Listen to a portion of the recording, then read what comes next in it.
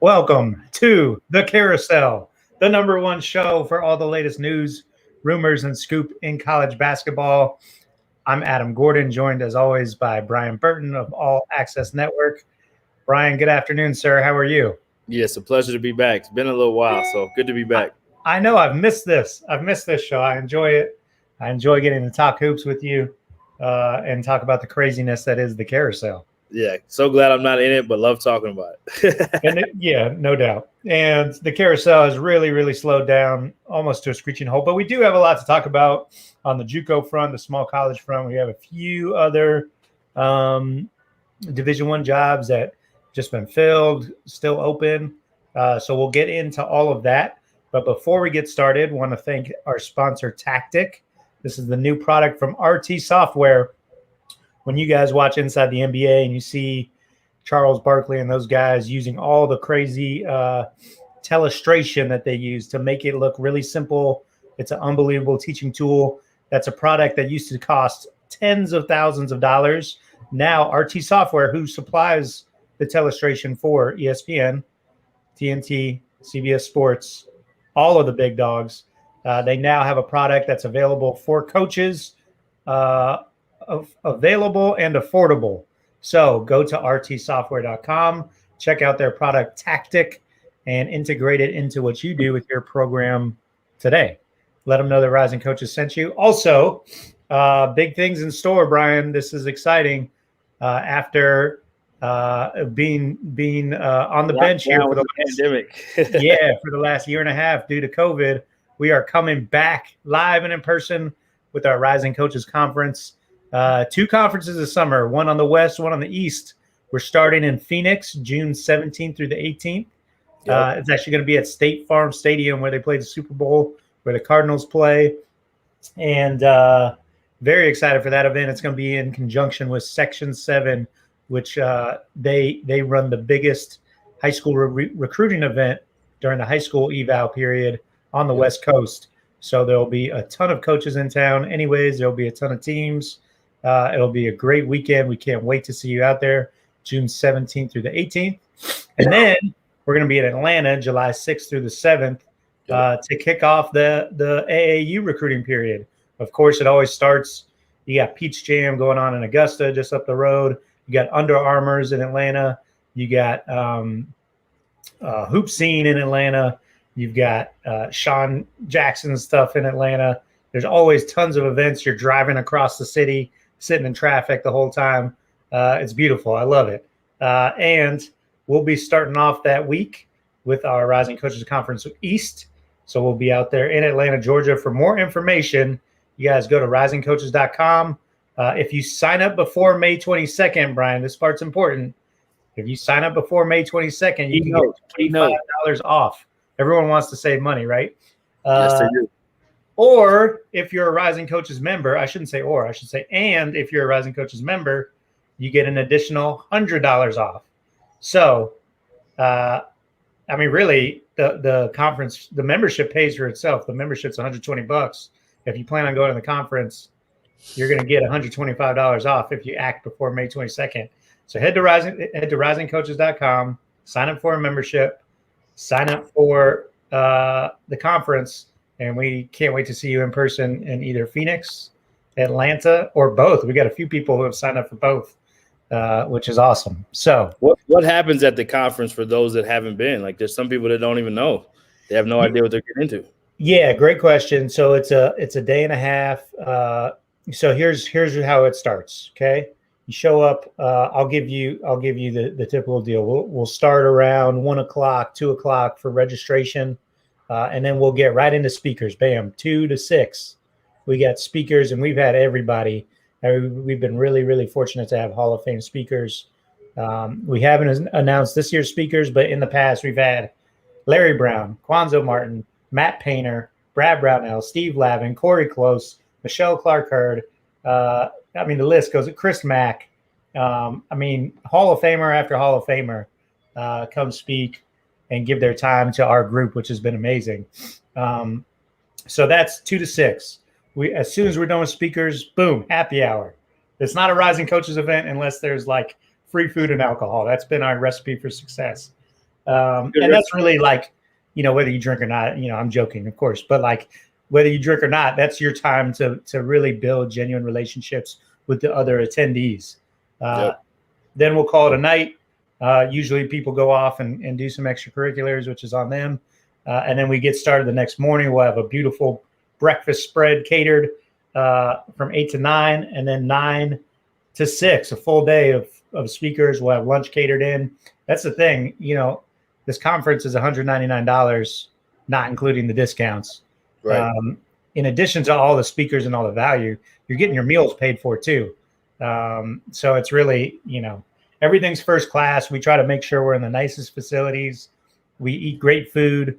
Again, free drinks and plenty of opportunities to connect, to learn from some of the best and to connect with other coaches trying to do the same thing.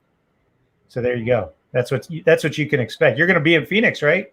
I am. I'll be there. I'll be live and in person. I believe Daryl will be in Atlanta. I think he's working on that. Okay, I love it. I didn't even know that. That's great. Yeah, I'm excited. It's until Monday. He's working on being in Atlanta, and he loves Atlanta, so he wants an excuse to go to Atlanta anyway. That's his old stomping grounds. He won a lot of games at Clark University in Atlanta. Kicked a lot of butt in Atlanta. He did. All right. Well, let's get to it. Enough of these, sales pitches here. Let's start with the jobs that have been filled. Central Connecticut State made it official finally. One of the longer coaching searches of the offseason, hiring Pat Sellers of Southern Connecticut, very successful Division II coach there. Is that right? Am I getting this right? I believe it is right. I will confirm. Hold on. Is that wait, let's pump the brakes here. Let's pump the brakes. That is correct, right? I'm not confusing him with the Fairfield coach, am I?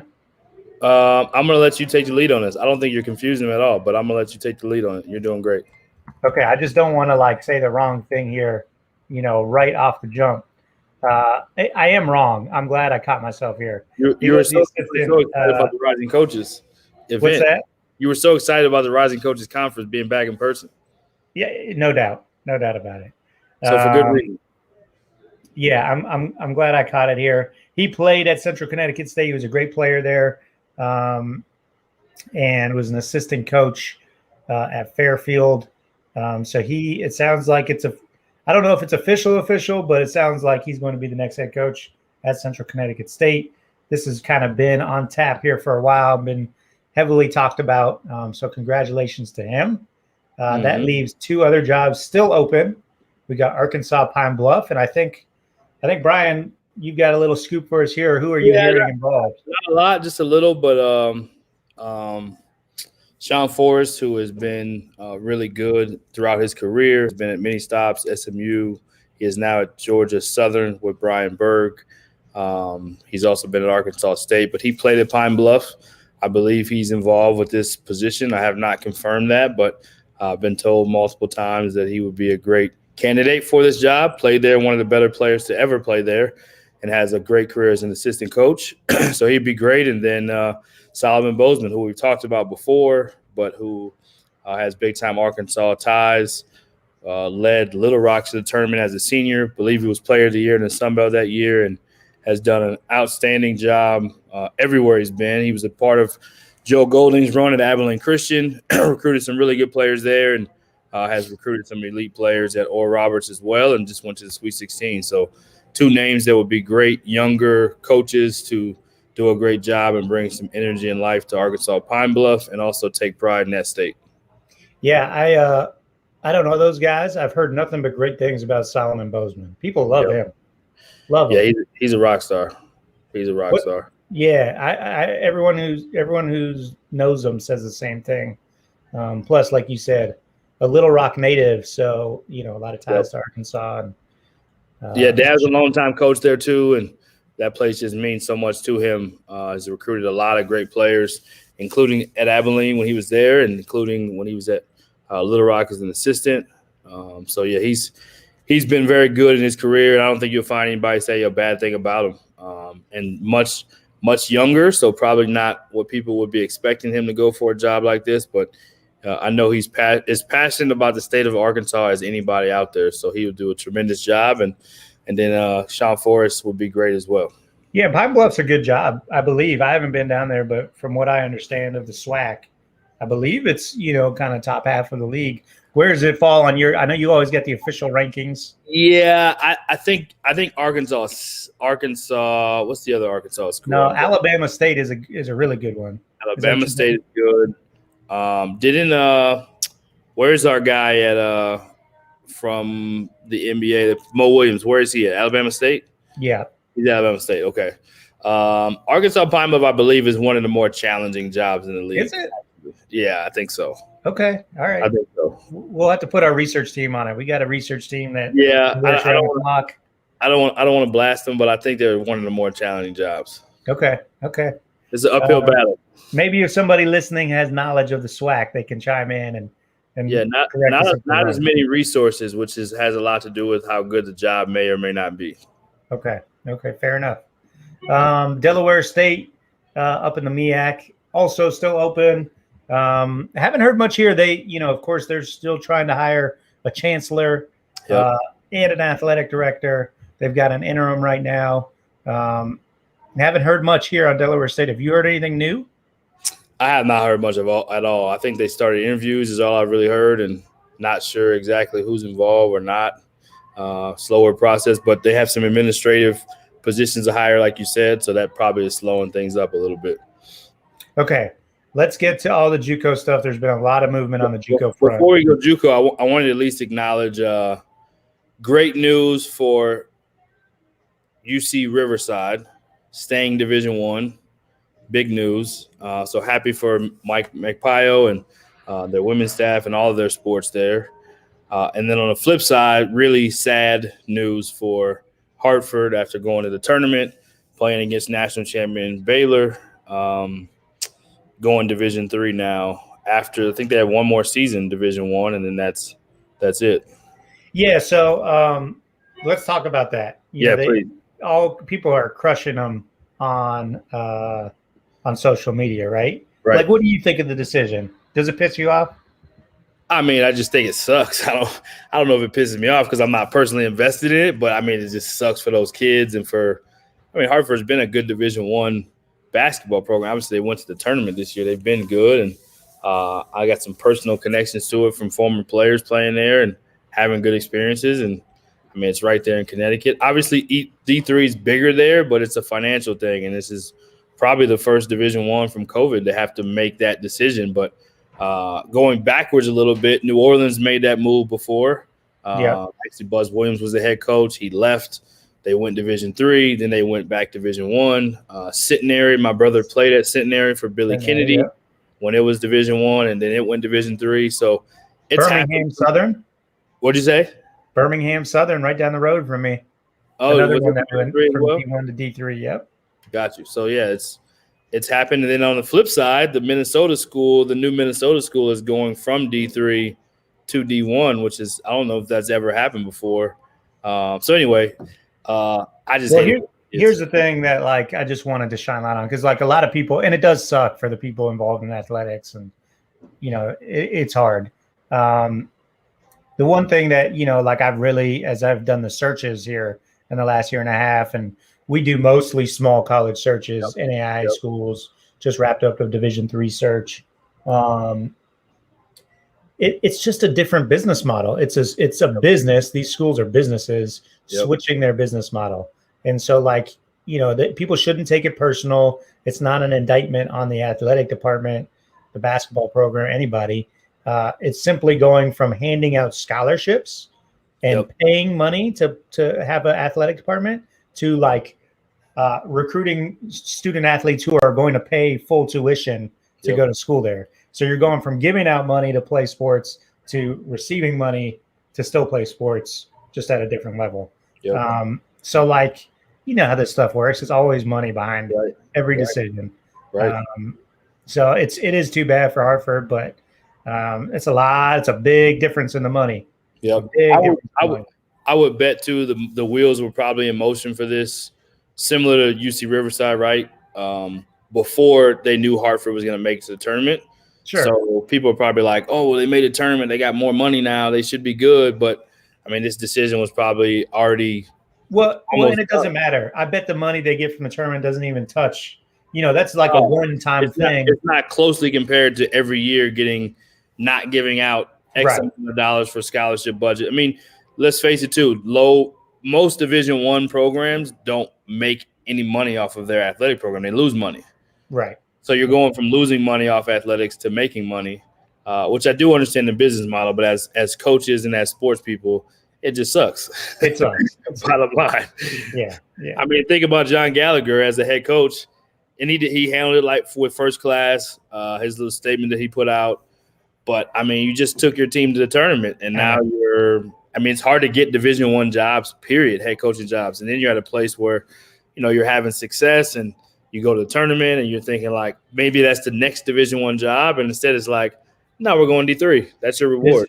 Okay, let's throw this out there. Does he get another Division I head job? I hope so. What's your guess, though? We all hope for it. I mean, at some point, but I don't know if it's gonna. I mean, there's none right now. Yeah, Delaware State. Right. So he's got to go through another season. Are they as good as they were last year?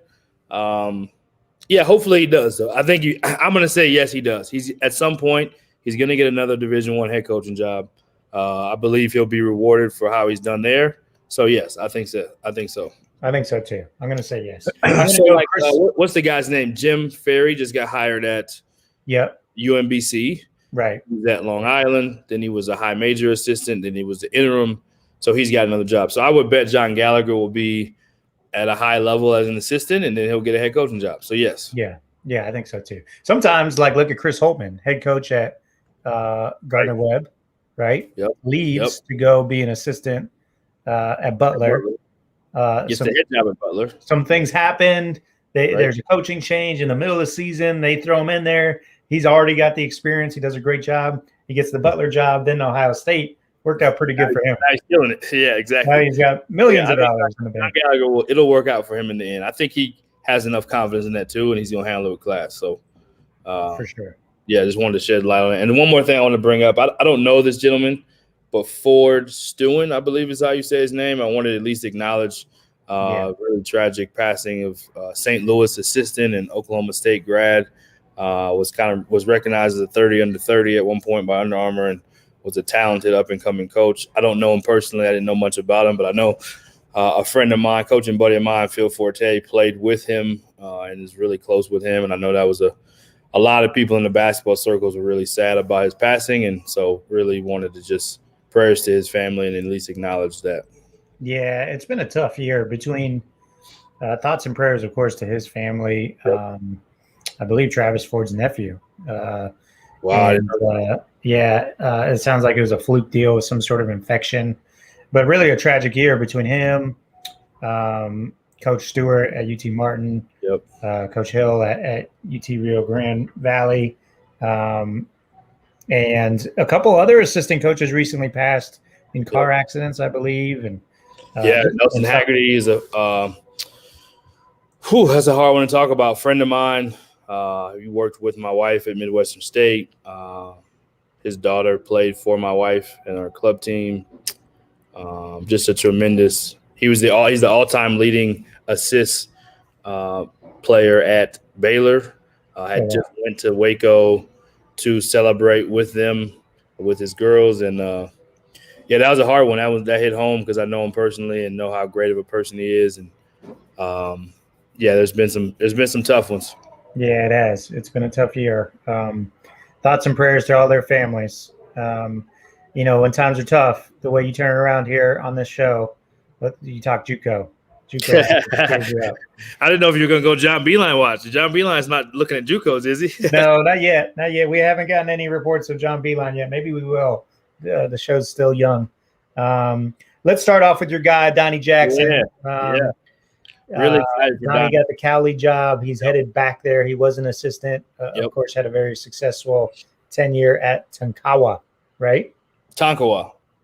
Northern Oklahoma. Tonkawa? Okay. Yeah. I've been there. It's not a pretty place. What he did at Tonkawa may never, ever, ever be done again. I want to say that. He did a unbelievable job at a place that doesn't have a great basketball tradition. He made it a place that, I think they were the number 2 overall seed in the entire tournament, top 5 in the country, top 2 obviously at that point.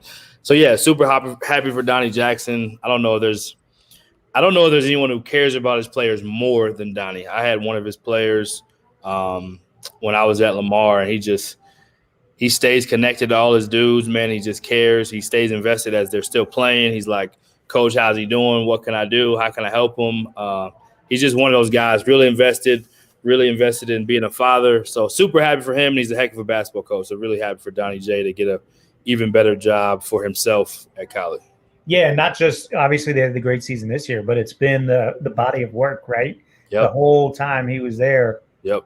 They were so consistent, always, a force to be reckoned with. So congrats there. And of course, we went a little backwards, but that job was open because Tommy DeSalm got the job at Hutchinson Community College. So congrats to him. A lot of movement, a lot of changing places here in the Jayhawk. Yeah. Another one that was recently filled. Bill Morosco from Independence takes the job at Garden City, which opened up because Cole Dewey is headed to Corpus Christi, right? Yep, Corpus Christi with Steve Lutz. So congratulations to Cole Dewey and congratulations to Coach Bill here that won the job. I didn't know much about him in Independence, but a good Bill move. is a great dude. He was at Barry University before taking the head job under legendary coach Butch Estes. And Bill is as good as the guys you'll meet and really did a good job at Independence his few years there.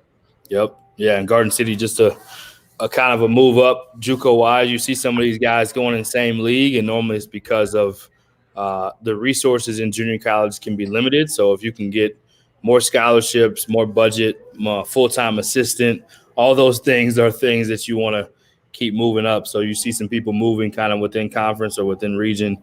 That's a big reason why. So congrats to those guys. And I believe Independence and Seward County jobs are open now in Kansas. They are. Also still open, a big JUCO job, Tallahassee Community College. We talked about it the last time we were on the air. Zach Settembre is headed to Coastal Carolina, leaving the Tallahassee job open. And this is a great one. This is a really good – now, it's in a great league. It's in the Panhandle. Doesn't pay as much as it used to. I think it's paying $42,000. I don't think you have a full-time assistant. So resource-wise, you're going to be stretched. But perception-wise, tradition, traditionally a very good job. Yep. Be interesting to see where they go, what direction they go in there. Also, I don't think this one's out there as much, but Daytona State is open. I'm sorry. We're getting unconfirmed rumors. John Beeline in Daytona Beach. His sleeves are rolled up. He's on the beach right now. I don't know. Do you see John Beeline taking the Daytona job? I don't think he is for some reason. I think he likes the beach, but I don't think he's doing it. So Daytona's a school that, like, year after year, they've kind of hold on. Let me back up. Ryan Ritter was the head coach there for a long time, did a great job. Yep. And obviously took the Bethune-Cookman job. Now is the head coach at UT Martin. They've had a lot of great coaches at Daytona State over the years, even before that, going all the way back to who's the Illinois head coach? Putting you on the spot here. Jeez. Come on, how can I not remember this? He's like a top 25 coach, right? I'm drawing a blank too. Brad Underwood. Going back to him in the early 2000s, he was the head coach at Daytona State. A lot of people don't know that. Going back, I like it. But after the Ryan Ritter era, they went on a long string of hiring high major assistants or Division I assistant coaches that had done a really good job. They went Martin McCann this last time, the head coach from Palm Beach Community College. So they kind of broke their tradition. I think he was only there 1 year. I'm not sure what happened. Not sure why this job's open. Maybe he got another opportunity. Not sure. But my understanding is the job is open. So it'll be interesting to see if they go back to their model of hiring Division I assistants, which worked for them, or do they grab another small college head coach? But either way, very good job. Daytona is a great place to live. Yeah, I did get an update too on Independence, it looks like they have officially promoted. Just a man. That's right. Yeah. Yeah, that one was on Hoop Dirt, I think, yesterday. Yes. They moved up their associate head coach, Just a Man, at Independence. So congrats to him. Yes, which is awesome. We got to give him some love to see when those move ups happen. No doubt. At any level. No doubt. Absolutely. Who are you hiring for Daytona State? You're the AD. You know, I don't know if you've ever been there or not, but I'm putting you in there. I have not. I'll let you go first. You know that league. You know that area way better. You coach. Yeah, Daytona State's a good one. I'd be curious to see what they pay. I mean, we talk about these Florida jobs. I'm going to give you the same names I always give you. You know, like Tim Ryan's great there. Jeremy Schulman's great there. You know, I don't know if he would leave for this job, but it's a great opportunity. Jake Zender, got to give him a shout out. I think he's watching. So Jake would be great. He's an assistant at Francis Marion, was at College of Central Florida for a long time. Jake Williams at Dodge City. I'm sure he would welcome the chance to get back to the sunshine. Right. He's only been there a year, I believe, but did a great job at USC Salkehatchie. Yeah, I got the same names. I got nothing new for you. Yeah, why go outside the box when you got those dudes to choose from? No doubt. I'll give you another one. Charlie Wilson at Indian River's done an unbelievable job there. Right. Again, I don't know if this is a better job than Indian River or not financially, but you know, he's as good as you can find. Yeah, they had a big time year too at Indian River. Did.